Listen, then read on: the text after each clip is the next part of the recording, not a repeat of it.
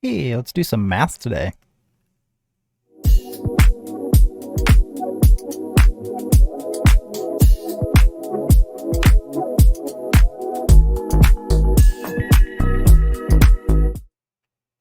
All right, we're back. This is the next episode of the Rags to Riches $500 5-year challenge, and today I want to talk about getting my face out of the way.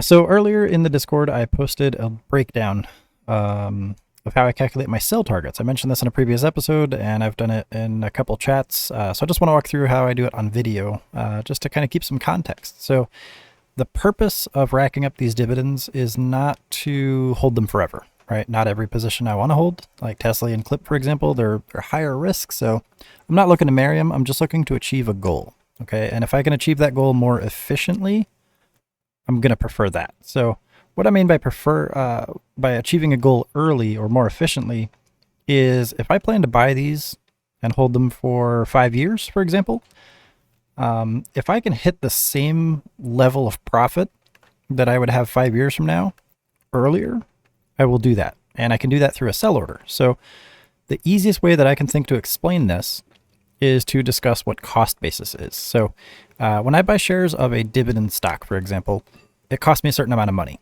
Okay, in this case, if I buy a share of SPY, for example, it's going to cost me $436.97. I'm not going to because I don't like SPY like that, but I do it for, everybody does it when they buy shares.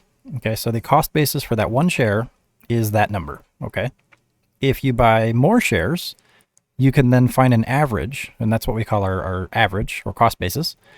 When you accumulate the total number of dollars that you've paid and divide that by the number of shares that you have. So it's dollars per share or an average. When the price of your stock goes up to 100%, for example, let's say I have a position that goes up 100% in profit, I could then sell half of that position and get my initial money back.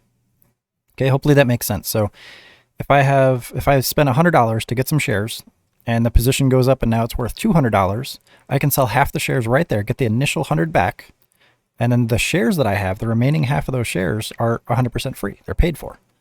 At that point, I can choose to sell them. I can use that as a cash profit. I can keep the shares in case it keeps going up and blah, blah, blah, blah, blah, right?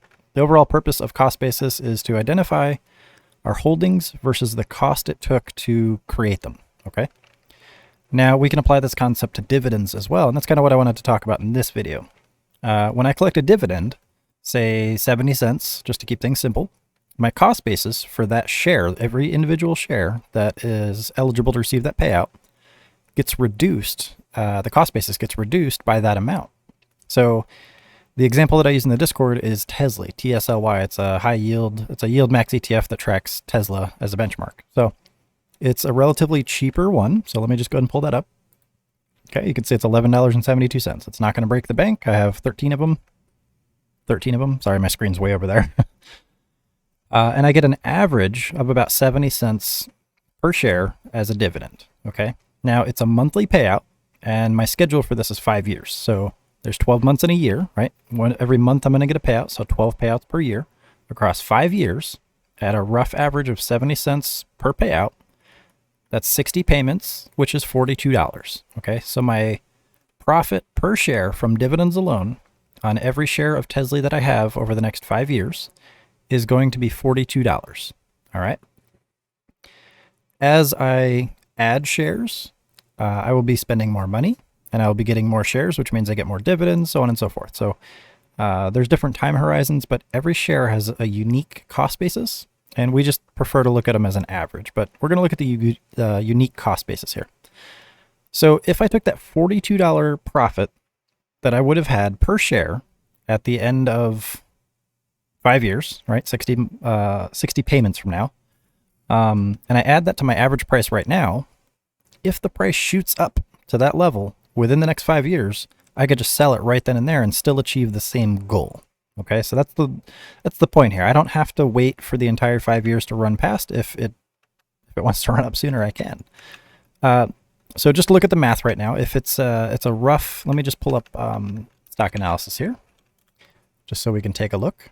Okay, I'm going to add TSLY here, and I look at dividends. You can see that there's a rough estimate here, I'm just going back a year, over the past year, there's a conservative estimate here would be about 70 cents, right? It could be 80 cents, somewhere around there.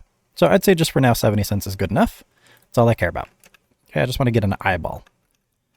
And then if I took that and I added that to, I'm sorry, if I multiplied that by the number of payments, got that $42 profit yield over 5 years, and then I added that to my average, what I can do is I can set a sell limit order. So if I go to create new order, sell, changes to shares, 13, and that would be a $54.91 profit target because I'm adding $42 to my average. Good till cancel. Now I'm going to have to re-up on this every 90 days, but it's always good just to have it there, right? Because crazy things happen in the market, and if this just goes up 500% and then drops down and I missed it because I didn't have a set order, I'll probably be a little bit frustrated over that. But you can see I have 13 shares.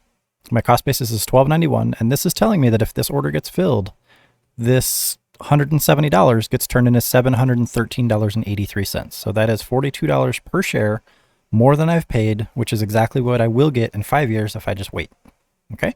From dividends alone, I should say. That negates accumulating more shares. It doesn't include compound reinvestment. It doesn't include the overall P&L and the actual shares.